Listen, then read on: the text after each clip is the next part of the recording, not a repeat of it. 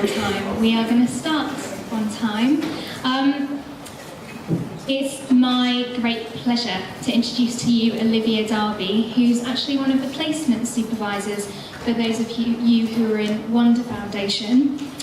Olivia studied geography at UCL, where she focused on overseas development. She's previously undertaken a range of policy and project management work for a number of civil society organisations and for a member of the European Parliament. This has included working directly with disadvantaged children and families in Brixton, where she also set up the Inter-School programme for recently arrived unaccompanied minor and refugee girls. In Brussels, she followed issues relating to health and the environment, including women's health and reproductive health in developing countries, and agriculture. She worked on a range of policy and engagement issues with community groups and statutory partners in Haringey, including child protection and child poverty policy and awareness, access to healthcare and mental health. She's volunteered extensively, including setting up and leading projects for the benefit of women and young people in the UK and abroad, for example, in Brussels and Kenya. She was a trustee of the African Women's Welfare Group, which focuses on FGM awareness and prevention in the UK and Tanzania. I'm going to pass the mic on to Olivia.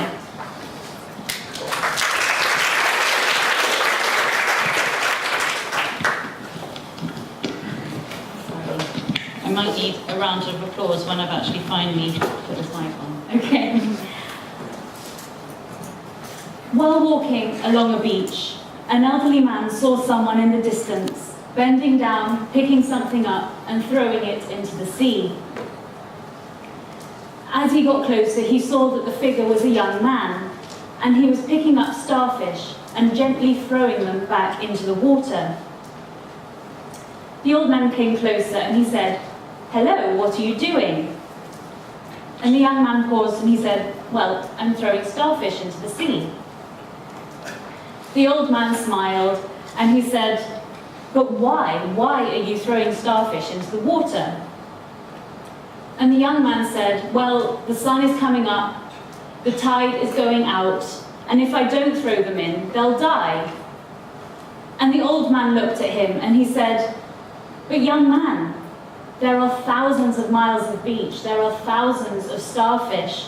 What difference can you possibly make?" The young man listened politely. He bent down, he picked up another starfish, and he threw it into the water. And then he said, "Well, it made a difference to that one." When I was asked to give this presentation, I confess I felt rather out of my depth. I've given seminars in the past on topics relating to community engagement, to women's equality, to international development, but I have never been asked to tell my own story before, and it made me frankly rather nervous.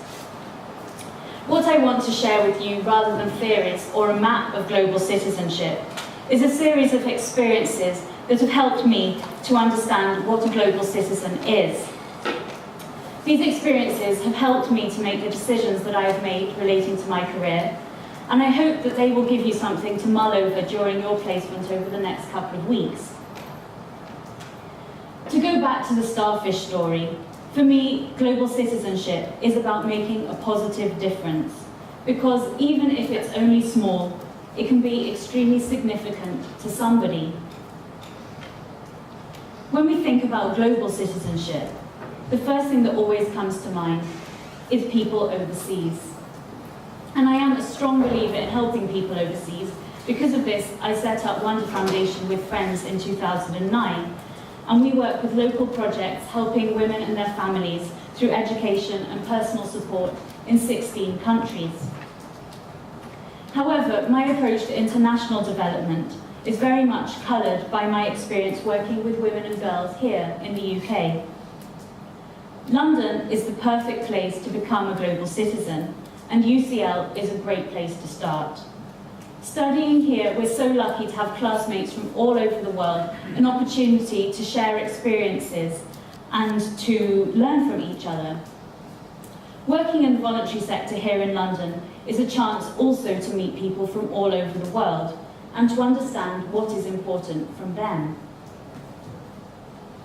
So in this session, I'm going to talk to you about what I see as being the two keys to global citizenship. Firstly, respecting others, and secondly, learning about yourself. I say develop because in this crazily complex world that we live in, where everything from what we eat to what we wear to how we travel has implications on others, we can only think about developing our global citizenship. Our understanding of what it means is going to change as our circumstances change and those of the planet that we share. So first, respecting others. When I was preparing this talk, I was thinking, oh, should I use the starfish story or should I use this true story that I'm actually about to tell you? And I realized that they actually make up two sides of the same coin and summarize very neatly the things that I think are important in being a global citizen. When I was studying at UCL, a friend went to a talk given by a Mozambican student, and that student said, in my country in 2000, there was a flood and a cyclone. 500,000 people were displaced, and it killed almost 1,000 people. 500,000 is only 500,000, and 1,000 people is only a fraction of that, 0.5%. But those people were not statistics. Each one had a family, just like you and me, and they died one by one by one. The world we live in is vast. Few of us will even set foot in half of the countries that there are. There are 9 billion people living on this planet, and according to Dunbar's number, the average cognitive limit to the number of people with whom one can maintain stable social relationships is only 150. These are the relationships where an individual knows who each person is and how they each relate to each other. For the most social of butterflies, maybe you can keep 250 people in mind, but for some people that number will only be 100. Facebook lies. We cannot, despite our best intentions, simply be a citizen of the world. We must start somewhere. So how on earth do we decide who to help and where to start? Well, if we begin to unpack the statistics and realize that each fraction of a percent is a life just like you and me, we can start there. There are people needing our help and support everywhere that we look. By disposable income, 9 out of 10 of the poorest areas in Western Europe are actually in the UK. The richest is in London, which is another statistic disguising the truth, because 46% of children in London are living in poverty, and this is 20 percentage points higher than the rest of the country. The Brazilian rainforest may be a global cause célèbre, but if you listen to George Monbiot, some of the most tragic and easily rectified ecological tragedies are closer to home. For example, the Welsh Mountains or the Scottish Highlands, where there is almost no biodiversity after centuries of human destruction. Understanding the local is essential to addressing global problems. Meeting the UN Sustainable Development Goals, the 17 goals for global development agreed in 2015 by UN member states, with national targets until 2030, ranging from eradication of poverty to gender equality and responsible consumption, is just as relevant here in the UK as it is in Congo, Cambodia, or Guatemala. The only way that we can understand what these statistics mean and put faces to the numbers is by listening. When we're in a debate, in the pub or in a lecture hall, theories sound great, and sometimes they are good, but only by listening and learning from the people who are the statistics that those theories seek to change, can we understand that the realities of what could help and what won't help. When we remember that each of us is also a statistic to somebody, how irrational and unpredictable we are, can we remember that theories are only tools. One of the greatest burdens of our age, I would say, is the paradox of choice. Had we been born 100 years ago, if your father was a butcher, you'd probably now be a butcher. If your mother was a lady of leisure, probably so would you be. This predestination was something that people rightly rebelled against, and as time has gone on, we have more and more options. UCL now offers an amazing 202 undergraduate degrees. There are thousands of jobs being created in exciting new fields, and there are millions of ways in which we could act as a global citizen. So where do we start in our quest to respect others? The second thing that I believe is essential to global citizenship, building on respect of others, is learning about yourself. Personal reflection is essential. Each one of us has to ask, who am I? What do I want to achieve in my life? What fulfills me? What drives me? What motivates me? And these sound quite similar, but they are in fact different. What do I have to give to society? Who am I going to give to? Citizenship is about rights as well as responsibilities. And in the words of Spider-Man, with great power comes great responsibility. A UCL education in arguably the best city in the world is a great privilege, it's a great opportunity, and it's a great springboard. And the question that we all have to ask ourselves is whether we're going to use it to benefit ourselves or whether we're also going to use it to benefit others. So let me answer these questions myself. Who am I? Well, I am an idealist. I am a Christian, injustice makes me cross, and I believe that every person is equally valuable. I'm an activist. I hate moaning. I think it's always better to start and reflect and refine, rather than never to start just in case your solution isn't quite perfect. However, I am still a perfectionist, and sometimes I need a good shove in order to take the plunge. I'm a firm believer in Gandhi's "be the change that you want to see in the world." And equally, I am also clear that I fail to do this every single day. But that's okay, because I am human and I am not an angel. I am female, and like many of my peers, I've experienced gender inequality and inequity in many different ways, and that frustrates me. Finally, I believe that in the words of Cardinal Mahoney, any society, any nation, is judged on the basis of how it treats its weakest members, the last, the least, and the littlest. And that is the society that I, as a global citizen, want to work towards. So what do I want to achieve in my life? What fulfills me and what drives me? I'm lucky that over the years I've managed to reconcile, more or less, these three questions. If your ambition is fame, driving a Ferrari, or owning a place in Monaco, then what you want to achieve may not be the thing that fulfills you. You will know when you're fulfilled, because it is not about a passing euphoria, but about a feeling of being at peace with yourself and the decisions that you have made. What drives you? In a sense, this will greatly relate to the answer that you have given to who you are. What are your gifts and what are your talents? Again, these are questions that we have to keep asking ourselves as our personal circumstances change. Spending all hours of the day looking after disadvantaged children when your own children are at home missing you is maybe not the thing that is going to fulfill you or the most fulfilling decision that you could possibly make. And what do I have to give? Well, I'm going to be a little bit controversial here. Many of us have craved or still crave the exoticism of volunteering or working in development overseas. I spent time in Kenya. The colour, the vibrancy, the newness, I loved it all. I made some amazing friends, and the experience changed the course of my life. But one of the greatest ways in which it changed me was to make me realise how useless I actually was. I went out thinking that I could make a difference, but I was the one who benefited. I didn't speak any of the local languages. I had no real expertise. I wasn't a qualified teacher with knowledge of the local education system. I wasn't an engineer who could come up with some great solution to a practical problem. I knew very little about local culture or how things work there.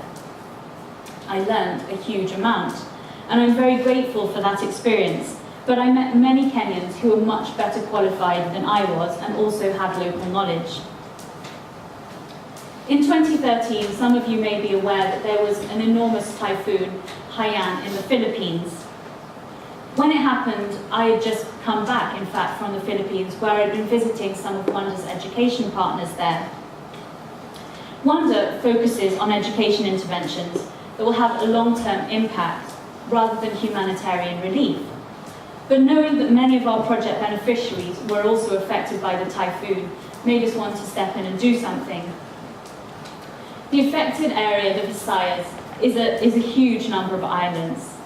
Typically there, people don't speak English, and probably not even Filipino, but local dialect.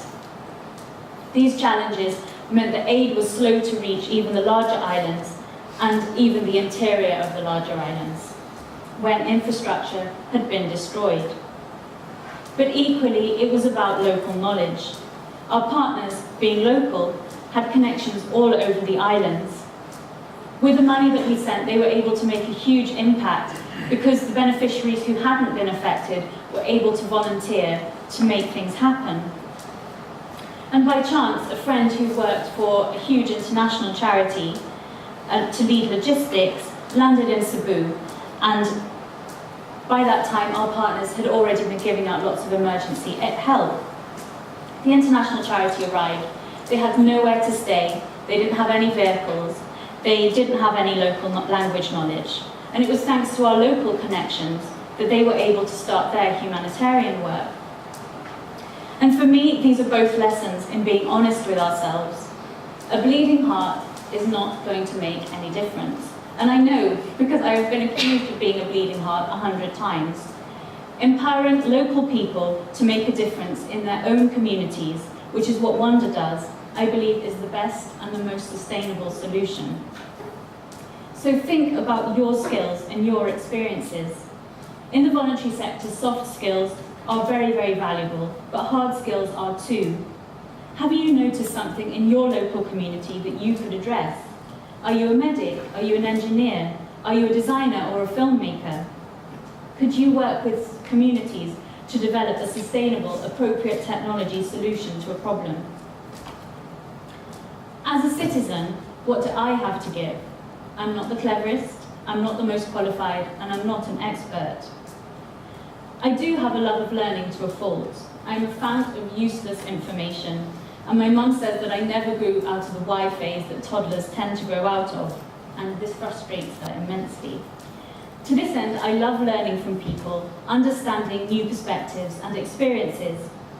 In my work, I think that this becomes a strength. I love seeing people change for the better. When I was running the youth service of a women's centre, Baytree, in Brixton, we took a group of girls away to Jersey for a week. One of the girls, let's call her Anna Maria, was from South America. She dressed for attention, she spoke crudely, and she was the type of 16-year-old that any teacher would hate to teach. Anna Maria had only recently arrived in the country. She'd just about learnt English. She could barely read or write it, and she had few real friends.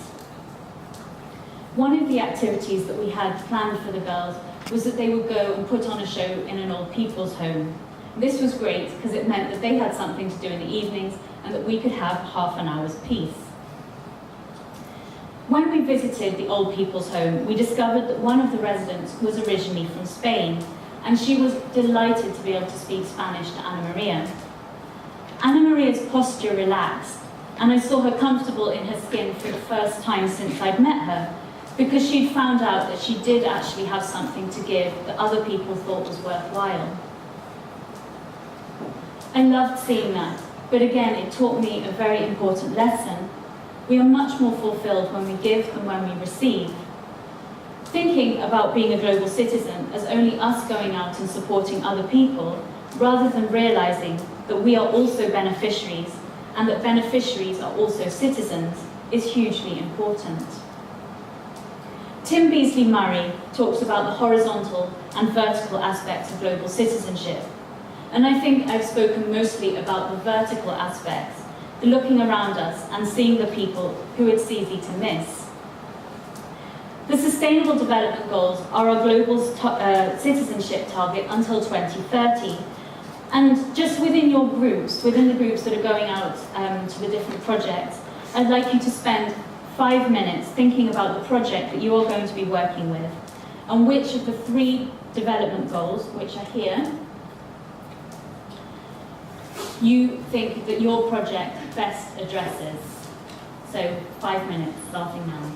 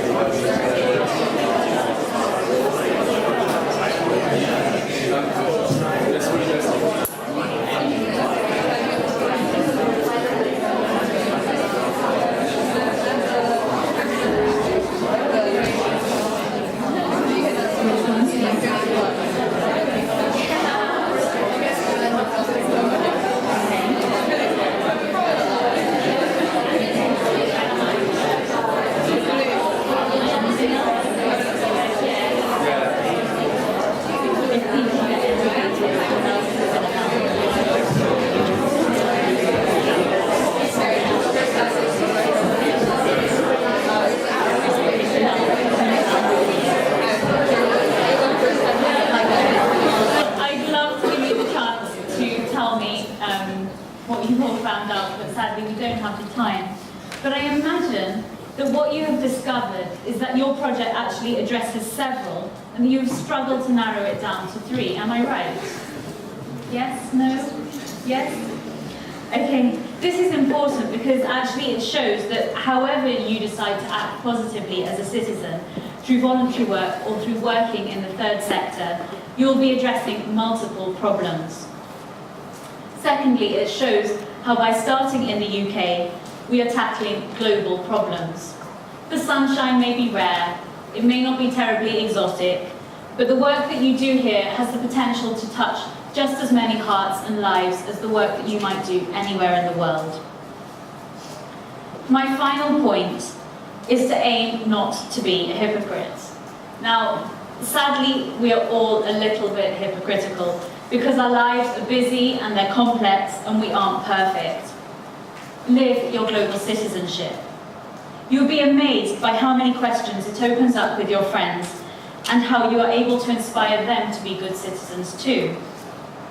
And you will be amazed by how being authentic means that you make friends with incredibly inspirational, honest and genuine people because you share a vision rather than just a postcode or a shared interest in a team or a band.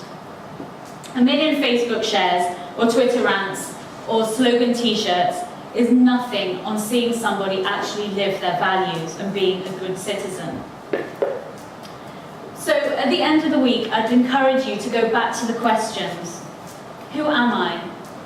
What do I want to achieve? What motivates me? What drives me? What fulfills me? Use them as a tool for personal reflection and see how much you have learned in your projects from the citizens who, by learning to respect them, you no longer see as statistics.